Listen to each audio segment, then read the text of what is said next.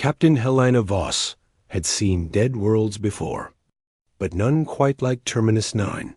The planet's surface was smooth, almost glassy, as if something had melted every structure, every forest, every ocean into a uniform gray crust.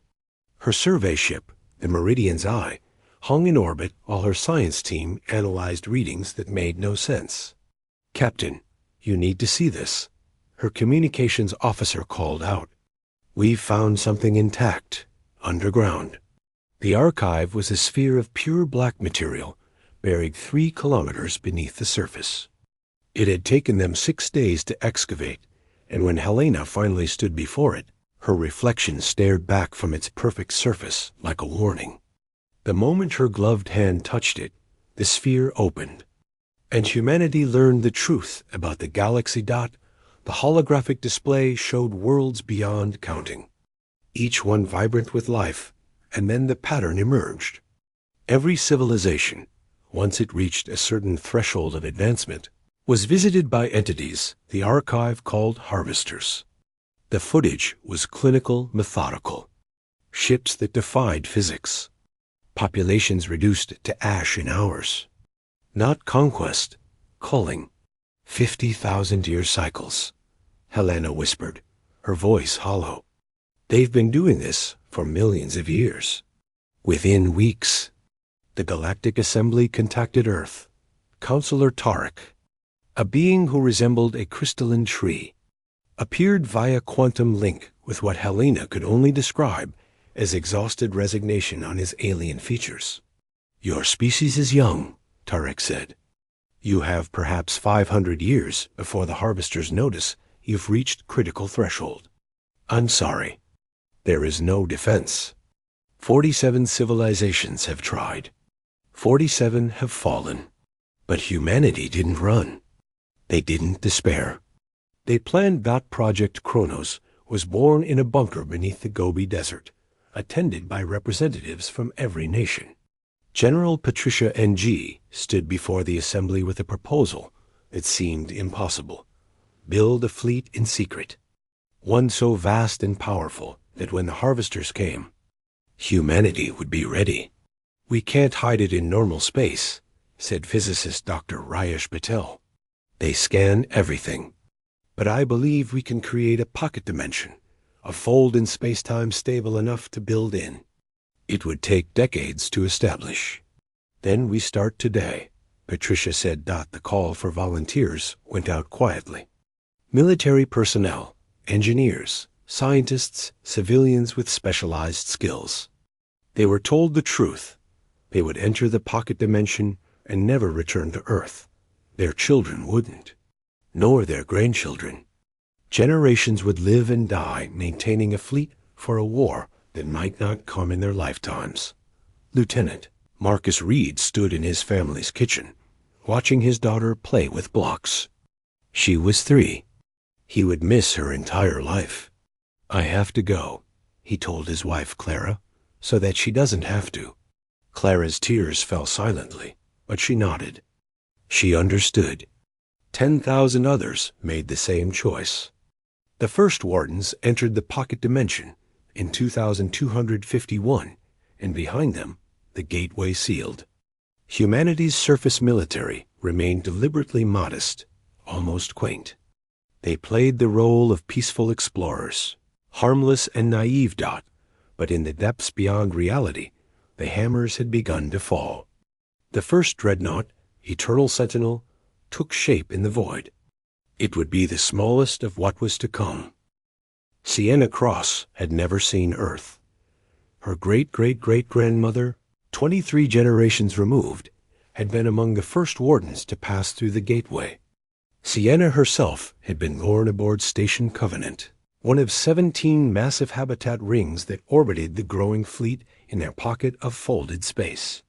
She pressed her palm against the observation window, watching the construction drones swarm around the hull of Timeless Defiance, a dreadnought so large it had its own gravitational field. The ship had been under construction for 800 years. It was nearly complete. Impressive, isn't it? Engineer Damien Forge appeared beside her, his silver hair tied back, his hands stained with the metallic dust that came from working with exotic matter. At 63, he was old by Warden's standards. Most didn't make it past 70 in the pocket dimension.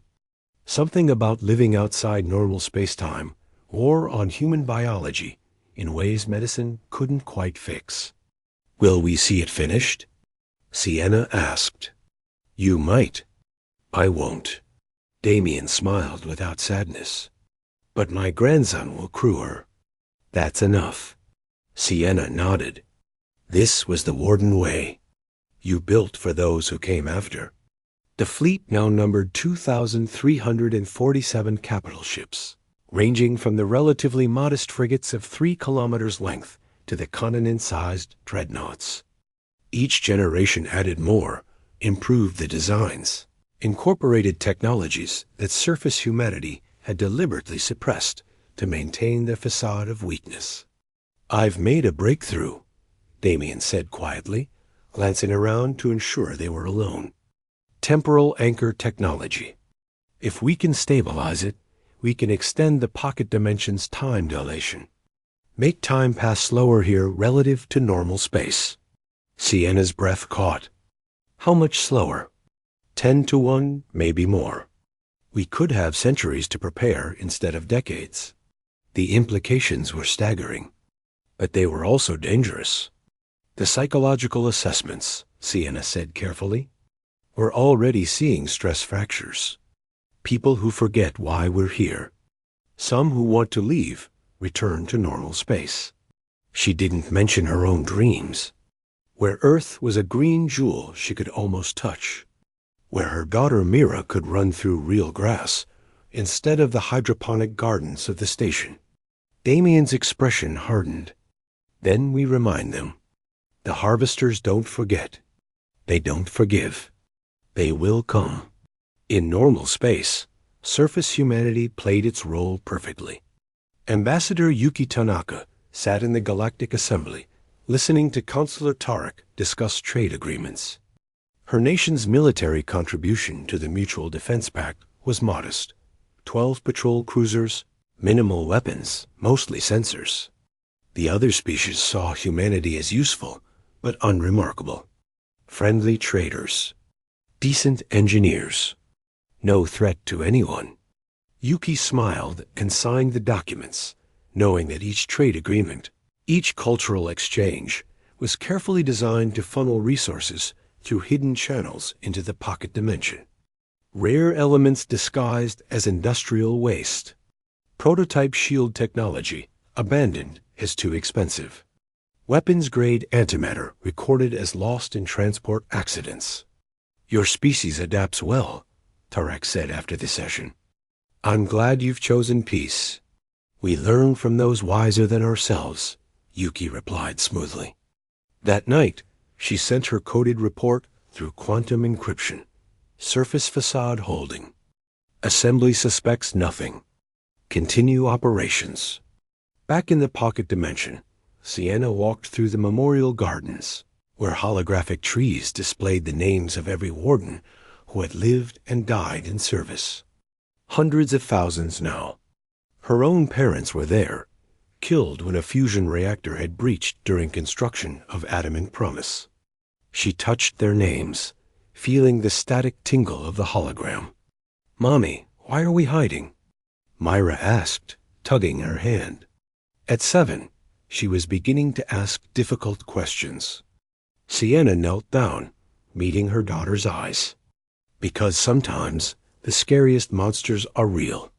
And sometimes the only way to protect everyone is to become something scarier. We're the nightmare that nightmares fear, Myra.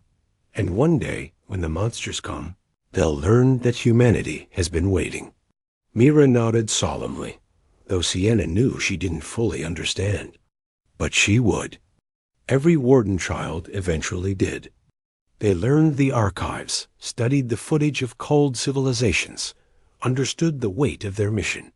Fleet Marshal Owen Blackwood reviewed the latest construction reports in his office aboard Station Citadel. 94 years old, kept alive by medical technology that would astonish surface physicians. He had commanded the Warden fleet for 3 decades. His predecessor had held the position for 47 years before her. The activation code sat in a quantum-locked safe behind his desk. 3 keys were required to open it: his, the chief engineers, and the elected civilian council leaders. Those codes would open the gateway, bring the fleet screaming into normal space. He hoped, with every fiber of his being, that he would never need to use them. But he knew better. The cycles never stopped. The harvesters always came. And when they did, humanity would be ready. In the shipyards, the hammers continued their eternal song. The harvester fleet materialized at the edge of Earth's solar system on a Tuesday morning in the year 12,089. They came as they always had, 37 vessels of impossible geometry. Ships that hurt human eyes to look at directly, as if reality itself rejected their presence. Prelate Zender observed the target world with what might have been satisfaction, if such emotions existed in his species. Another civilization had reached critical threshold. Another culling would proceed. In his million-year existence, he had overseen 412 such operations. This would be no different. Standard biological species, his tactical analyst reported. Chemical rockets evolved to basic fusion drives. Minimal defensive capabilities.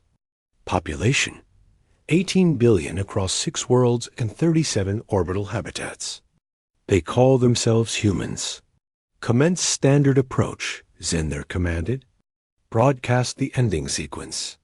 Across human space, every communication device suddenly broadcast the same message in 1,000 languages. Your time has concluded. Resistance is extinction. Acceptance is extinction. This is mercy. On Earth, Fleet Marshal Owen Blackwood stood in the war room beneath Geneva. His counterpart from the surface military, Admiral Santiago Reyes, stared at the displays in horror. 37 ships, Santiago whispered. Our entire surface fleet is 80 vessels. We're outgunned by a factor of... It doesn't matter, Owen interrupted. He was 184 years old now, kept alive by warden medicine, his body more machine than flesh. He had lived his entire life for this moment. He pulled the activation codes from his jacket. Get the other key holders, now. Within the Galactic Assembly, chaos erupted. Counselor Tarek watched the feeds from human space with ancient sorrow. Another species would fall. He had witnessed it 17 times in his own lifetime. Send evacuation support, he ordered. We can save some of them. Perhaps a few million before. Counselor, his aide interrupted, her voice strange. Something's happening near Earth. Spatial anomalies. Massive ones. On Earth's moon, the gateway that had been sealed for nearly 10,000 years began to open. It started small, a pinprick of impossible darkness, then expanded. And expanded. Within an hour, it was larger than Jupiter. Prelate Zender felt something he had not experienced in millennia. Confusion. His sensors screamed warnings as the fabric of space itself began to tear. What is that? His analyst asked, actual fear creeping into the translated words. Then they came. Eternal Sentinel was first. The oldest dreadnought, its hull bearing the scars of 10,000 years of testing and refinement. Behind it came Timeless Defiance, its weapons arrays active and hungry. Then Adamant Promise, Covenant's Wrath, Vigilant Echo, hundreds of ships, then thousands.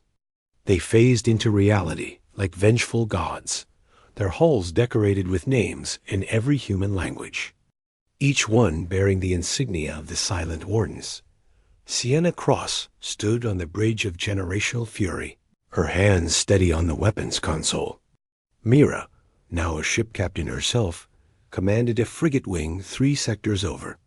Around them, the fleet that had been built across 237 generations finally revealed itself. All ships report ready. came the voice of Fleet Marshal Owen Blackwood across the command channel. "Wardens, the wait is over. Show them what humanity has been building while they slept. Show them why we endure."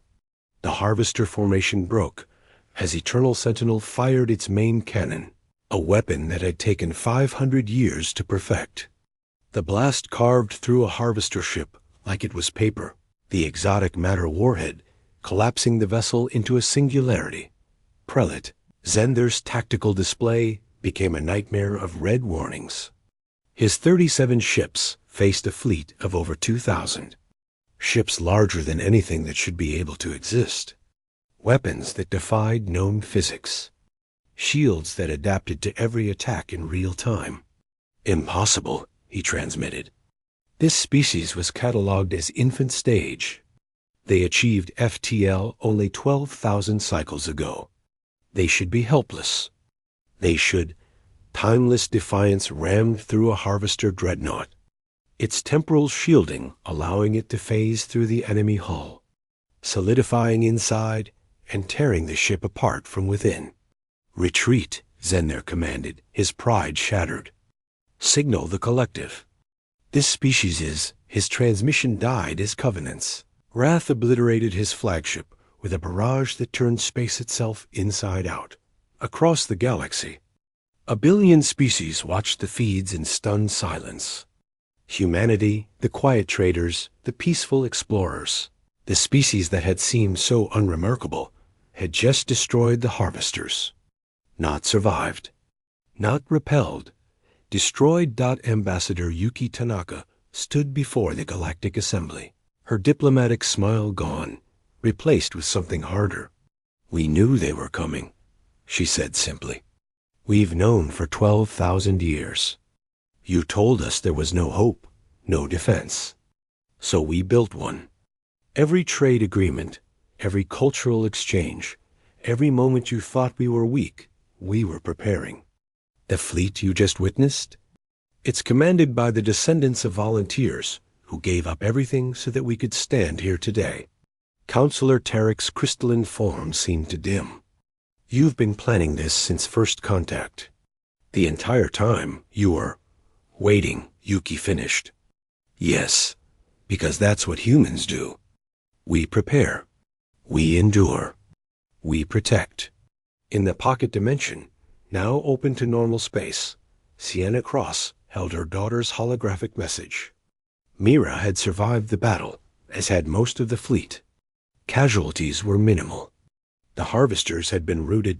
Engineer Damian Forge's great-grandson found her in the Memorial Gardens. Marshal Blackwood is calling a fleet assembly. He wants everyone who can attend. Sienna looked at the names of the fallen, the generations who had lived and died never seeing their mission fulfilled. "They did it," she whispered. "We all did it.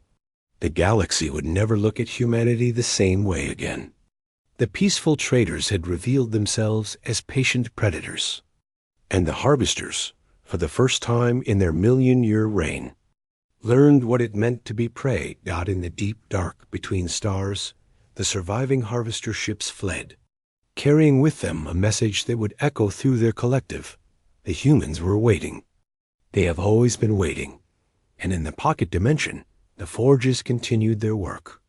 Because humanity had learned the most important lesson: the vigil never truly ends.